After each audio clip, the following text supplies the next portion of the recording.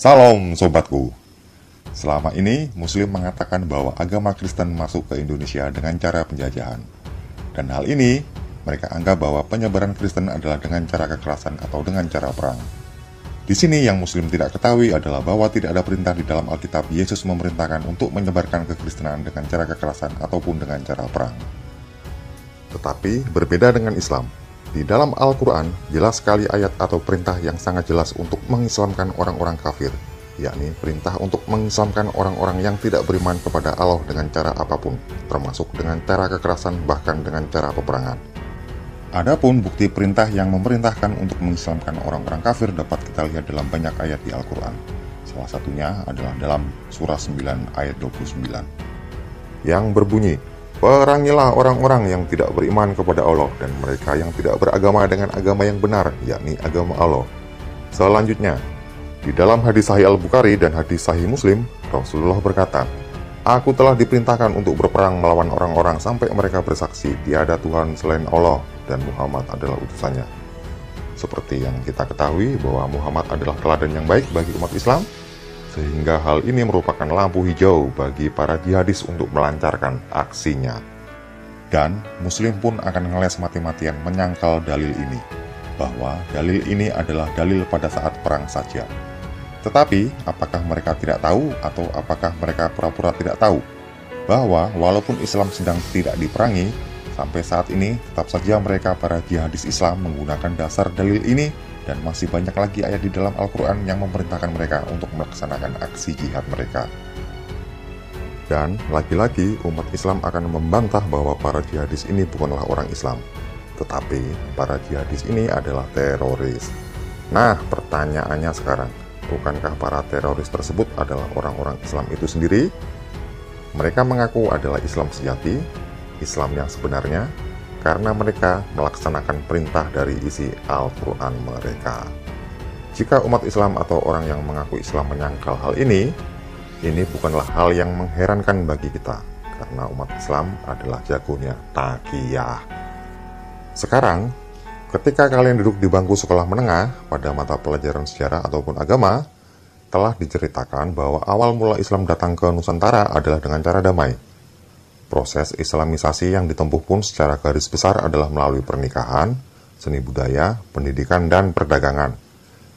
Hal-hal tersebut tentunya menggambarkan bahwa proses Islamisasi berjalan dengan damai. Kemudian pertanyaan muncul, benarkah proses Islamisasi Nusantara berjalan damai? Mari kita bahas agar lebih paham mengenai proses Islamisasi di Nusantara.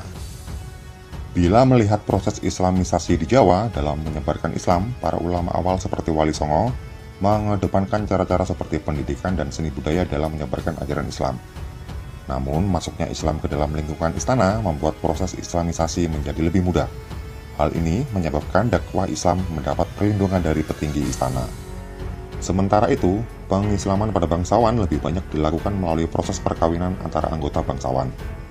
Dengan terislamkannya para bangsawan dan keluarga istana, maka hal penting yang tak dapat dihindarkan adalah pendirian sebuah negara yang berdasarkan Islam. Pendirian kerajaan Islam seyogyanya dapat berjalan damai, namun dalam kasus pendirian Kesultanan Demak, perang saudara merupakan jalan yang ditempuh. Setelah berdirinya Kesultanan Demak yang bercorak Islam, proses Islamisasi pun mulai mengalami perkembangan pesat. Bisa dikatakan dengan berdirinya Kesultanan Demak, proses Islamisasi daerah lain di Nusantara menjadi lebih mudah. Pada umumnya, Islamisasi dianggap sebagai suatu proses damai karena tidak ada satupun bukti mengenai ekspedisi-ekspedisi militer asing yang memaksakan agama ini melalui penaklukan ataupun peperangan. Akan tetapi, segera setelah sebuah kerajaan Islam berdiri di Indonesia, agama Islam juga terbukti disebarkan ke kawasan-kawasan lain melalui peperangan.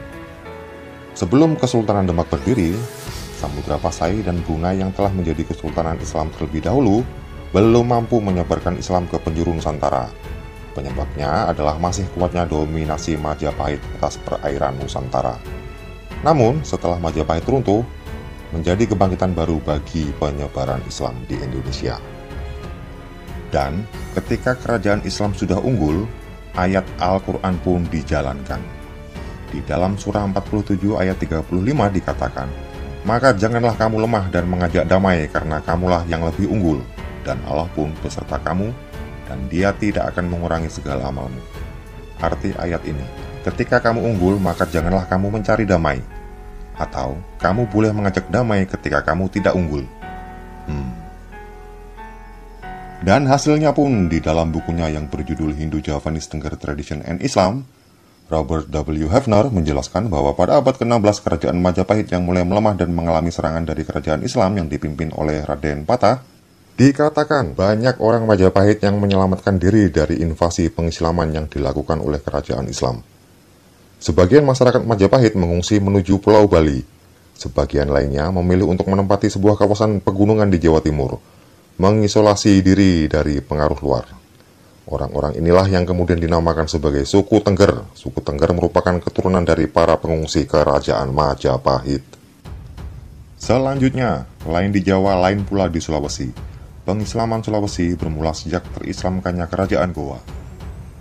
Catatan Leonard Andaya dalam surat Raja Bune Lapatau Paduka Sri Sultan Idris Azim Udin yang memerintah pada tahun 1696 sampai dengan 1714 dan Siradaing Talile Karaing Bala Jawa kepada Pemerintah Agung 1697 disebutkan bahwa pengislaman daerah seperti Bone, Sopeng, dan Wajo dilakukan melalui proses perang Islam. Tentunya perang yang dilakukan juga merupakan kepentingan kesultanan dengan menganggap diri mereka sendiri adalah wali Allah. Sehingga dari sini saja sudah dapat membuktikan bahwa Islam juga disebarkan melalui peperangan melawan raja-raja Bugis di Sulawesi yang menolak Islam. Dan bagi masyarakat Bugis, perang itu dianggap sebagai musuh seleng atau perang pengislaman yang menyimpan begitu banyak korban dan dendam. Tulis Profesor Dr. Abu Hamid dalam biografi ulama Sulawesi Selatan, Syekh Yusuf, seorang ulama, seorang pejuang. Selanjutnya, terlepas dari motivasi yang mendorong Sultan Alauddin mengumumkan perang terhadap kerajaan-kerajaan Bugis, perang itu menguntungkan proses Islamisasi di Sulawesi Selatan sebab diiringi dengan pengislaman terhadap raja-raja yang telah ditaklukkan. Goa menaklukkan kerajaan Sopeng pada tahun 1609, kerajaan Wajo pada tahun 1610, dan kerajaan Bune pada tahun 1611. Dengan Raja Bune masuk Islam, sebagian besar wilayah Sulawesi Selatan telah memeluk Islam, kecuali Tanah Toraja. Dan itu tadi adalah sedikit penjelasan dari saya mengenai proses Islamisasi di Nusantara setelah keruntuhan Majapahit tentunya. Dan terbukti bahwa proses Islamisasi di Nusantara juga dilakukan dengan cara peperangan. Ingatlah sobat, di dalam Alkitab tidak ada perintah Yesus yang mengatakan sebarkan kekristenan dengan cara peperangan. Berbeda dengan Islam, di dalam Al-Quran ada perintah yang sangat jelas untuk mengislamkan orang-orang kafir dengan cara peperangan.